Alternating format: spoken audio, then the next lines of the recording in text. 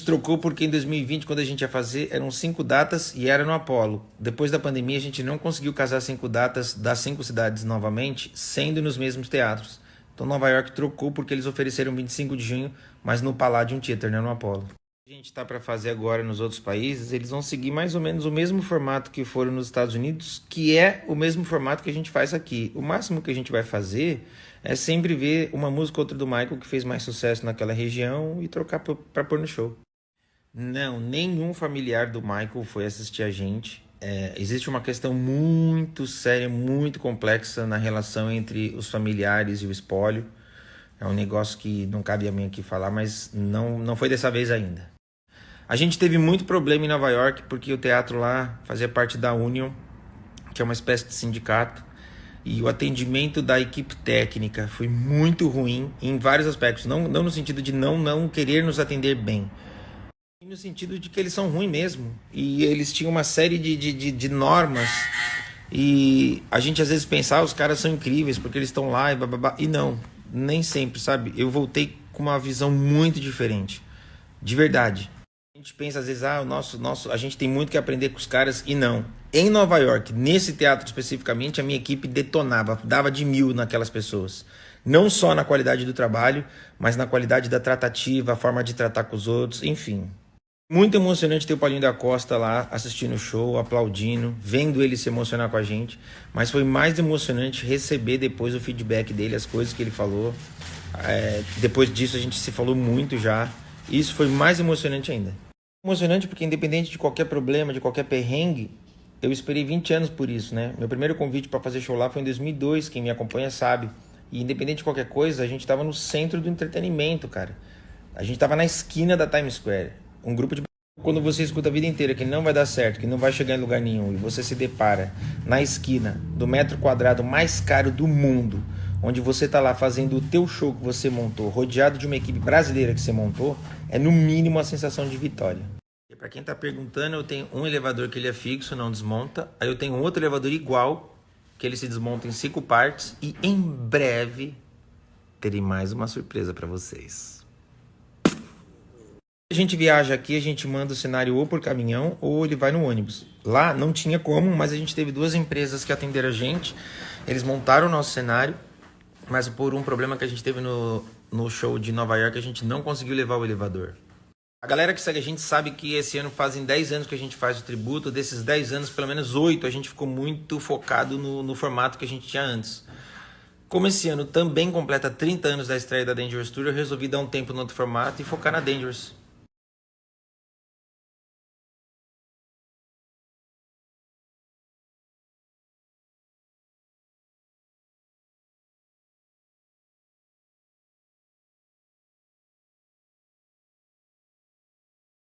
Não podia falar isso publicamente, mas enfim, o que me disseram é que todos os músicos que tocaram em algum projeto de Cirque du Soleil ou algum outro que seja do espólio, eles têm no contrato um tempo onde eles não podem participar de nenhum outro tributo, de nenhuma natureza. What you gonna do? You ain't a friend of mine. Look what you put me through. Now that I'm the blue. What you gonna do? You ain't a friend of mine.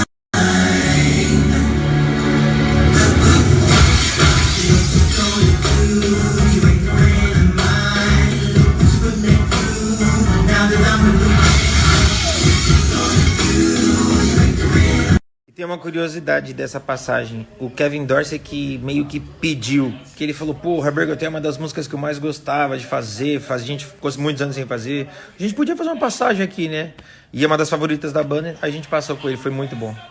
Os perrengues eu posso falar porque eu não quero criar dor de cabeça pra mim, mas basicamente é o seguinte, o Teatro de Nova York, ele faz parte de uma Union, que é tipo um sindicato lá.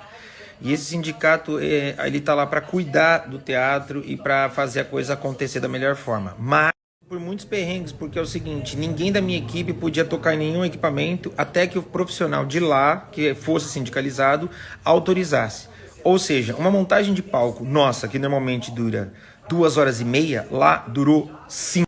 E eles que tinham prometido entregar o palco pra gente às 3h30, entregaram às 6h30. Com um detalhe, eles quiseram parar para jantar. E a gente falou, gente, mas vocês não entregaram ainda. E eles disseram, pra gente no jantar é só vocês pagarem $1.000.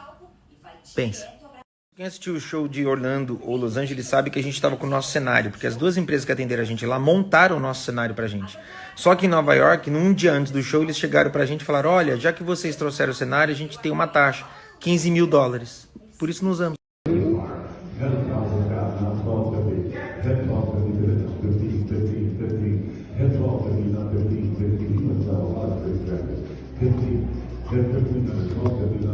Thank you so much, Michael Bush. Thank you. Ninguém entra. Todo mundo que tenta visitar chega lá e fala: vou visitar tal pessoa. A pessoa pergunta o nome. Se não tiver numa lista que já foi fornecida pela família, não entra. Na primeira vez que eu fui, eu tentei entrar, forcei, papapá. E aí o segurança falou: senhor, se o senhor continuar assistindo, eu vou ter que pedir para você se retirar. Tenho que falar, isso daí não foi ideia minha. No primeiro show ele não fez em Nova York. Aí no segundo show em Orlando, sem me falar nada, ele pegou o microfone e fez. Tipo, eu tava no palco, eu falei: meu Deus, eu não acredito. E aí, no show de Los Angeles ele fez, eu já tava sabendo. Olha, até que você me conhece bem, porque realmente minha mente me sabotou, como sempre. Sempre me sabotando. Na verdade, foi a primeira vez que eles se encontraram. Na verdade, foi a primeira vez que os três se encontraram desde 2001. E por muito pouco, não ia ter mais gente lá. Vamos ver, próximas possibilidades, se a gente traz mais gente.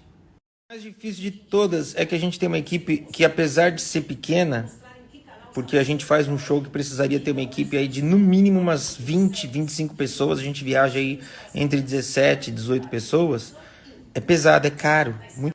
Se uma pesquisada por aí, vocês vão ver que não é todo artista que viaja com mais de um elevador de palco, que dirá mais de um. A nossa escada não é feita de praticável, enfim, é caro isso, é pesado, então isso dificulta muito. Na verdade, a questão para você fazer um show, ela se dá assim: você não pode infringir nenhuma lei da propriedade intelectual. Então eu tenho que recolher o direito autoral das músicas. Todo show eu tenho que recolher. O que eu não posso fazer e não faço é uso indevido de áudio, vídeo, foto. Não uso nenhuma marca. Então o Tributo ao Rei do Pop é uma marca que eu registrei. Se pesquisarem, vocês vão ver. Assim como Michael Lives Forever lá fora é uma marca que eu registrei. Eu não uso nada que possa me gerar problemas. Então eu não uso o nome Michael Jackson no título, eu não uso nenhuma marca que pertence ao Michael, como King of Pop, Moonwalker, Thriller, etc, etc. E enfim, é só você andar na lei, pagar o que você tem que pagar e dá certo. Não sei se a ficha caiu nesse sentido, porque eu não sei mesmo. Eu sei que o que a gente fez, eu acho que foi um grande feito, porque não é todo mundo que pega uma equipe aí de 20 pessoas, vai para Nova York, faz um show num teatro de nome na Broadway. Continuar fazendo Michael, eu acho que eu não vou fazer muito tempo mais, porque eu já tô ficando mais velho e já eu não vou mais aguentar. E eu já tô começando a pensar em pôr alguém para substituir, então eu acho que não vou fazer muito tempo não. A sensação foi incrível no começo, assim como o Lavel, a Jennifer, ele tava mais reticente, não dava muita conversa. Depois do primeiro show, mudou totalmente.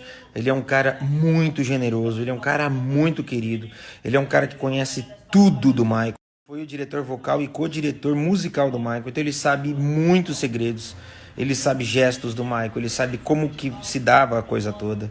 E no final do show, assim, na verdade a gente tem mantido conversa até agora, e no final dos 3 shows a gente já estava bem... Que muito em breve ele deve vir pro Brasil, não só para participar de shows nossos, mas porque ele quer fazer a mesma coisa que o Lavel fez, no sentido de passar um pente fino e dividir comigo histórias do Michael. Ele quer fazer isso musicalmente, com a banda agora. Sobre o processo de ensaio, como era, como eles produziam, o cronograma. E uma coisa que ele falou que eu achei muito curioso é que depois da Bad Tour, o Michael passou a ensaiar em hangar de avião. Então eles ensaiavam praticamente no aeroporto mesmo, porque na Bad Tour eles ensaiavam em uma arena normal de time, ginásio, então eles tinham que parar os ensaios para ter jogos. Então era um dia de desmontagem, um dia de jogo, um dia de montagem. Isso fazia o ensaio perder o ritmo. Por isso que no final da Bad Tour eles foram para Pensacola e nas turnês seguintes eles ensaiavam em hangar de aviões. Não levou as estruturas, mas as empresas que atenderam a gente lá fizeram as nossas estruturas. A gente não usou em Nova York, como eu já expliquei aqui, mas a gente usou em Orlando e em Los Angeles. Inclusive agradecer toda a galera do Chacal, a galera da Z3 que fez isso pra gente. Que foi o show de maior gratidão, mas eu tinha muita gente lá que já tinha visto e conhecido o Michael, e é inevitável eu me apresentar pensando que o Michael andava naquelas ruas, gravou clipes naquelas ruas, enfim, é muito especial isso, né? Dúvida, a melhor parte é de eu ouvir as histórias, as recordações, as lembranças, as fofocas. Bicho, você sabe quem pegou quem que não podia pegar, você sabe por que que a turnê tal teve tal escolha, você sabe quem foi demitido que ninguém nunca falou e voltou. Por que que tal show foi de tal forma e tal show foi de tal forma? Quais eram as coisas que o Michael gostava? Quais eram as coisas que o Michael não gostava? Eles dividem muitas histórias. Assim, em geral, você percebe que rola um saudosismo e um carinho muito grande de todos eles. Cara, esse vídeo é do primeiro ensaio de Blue Gangsta. Já mudou um monte de coisa, a coreografia é praticamente outra. Que legal lembrar disso. Vou contar curiosidades da montagem de Blue Gangsta. Primeira vinda do Lavelle para o Brasil, existia a possibilidade dele criar alguma coisa para o nosso espetáculo. E certo dia eu marquei com o elenco, falei, galera, hoje é o ensaio que a gente vai ter com o Lavelle, ele vai apresentar o número que ele montou, certo? Certo. Lavelle me mandou uma mensagem e falou, Lura, você consegue chegar umas 2 horas antes? Falei, consigo, então tá bom, X horas a gente se encontra. Eu cheguei lá e falei, é pra eu aprender a coreografia? Ele falou assim, não, é pra você montar comigo. Essa foi uma pausa dramática. Eu quase me caguei. E daí eu falei assim, não consigo, não vai dar bom, não dá certo. Ele falou, I trust you, bitch. E a gente compôs a coreografia juntos. E eu fazia as coisas meio assim, se a gente fizesse assim, dele, ótimo, bora, vai assim. E a gente foi criando literalmente junto. Ele largou bastante na minha mão, ele aprovava as minhas ideias. E assim nasceu Blue Gangsta.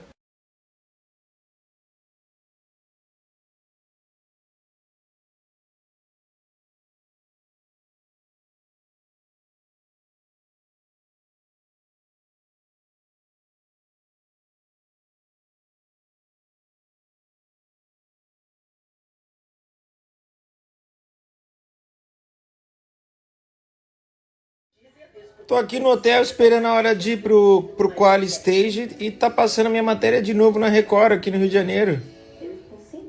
Olha a minha mãe aí falando, minha mãe sempre falando besteira, até na TV, olha lá. E...